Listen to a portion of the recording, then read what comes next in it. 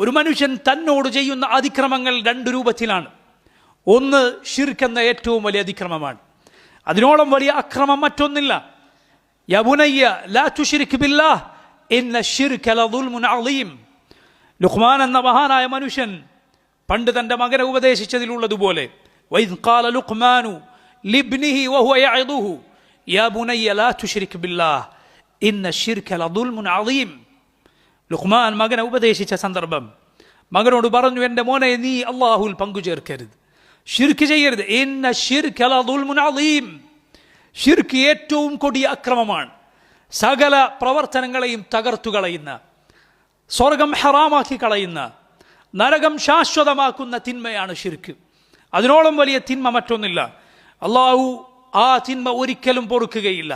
അതിന് താഴെയുള്ളത് അവൻ ഉദ്ദേശിച്ചവർക്ക് പുറത്തു കൊടുക്കും. ശിർക്കിലായി മരിച്ചോ അവൻ്റെ സങ്കേതം നരകമാണ്. റസൂലുള്ളാഹി സ്വല്ലല്ലാഹു അലൈഹി വസല്ലം പറഞ്ഞു, മൻ മാത യുശ്രികു ബില്ലാഹി ശൈഅൻ ദഖലൻ നാർ. ആര് അള്ളാഹുവിൽ പങ്കുചേർക്കുന്നവനായി മരിച്ചുവോ അവൻ നരകത്തിലാണ്. ഇതാണ് ഏറ്റവും വലിയ അതിക്രമം.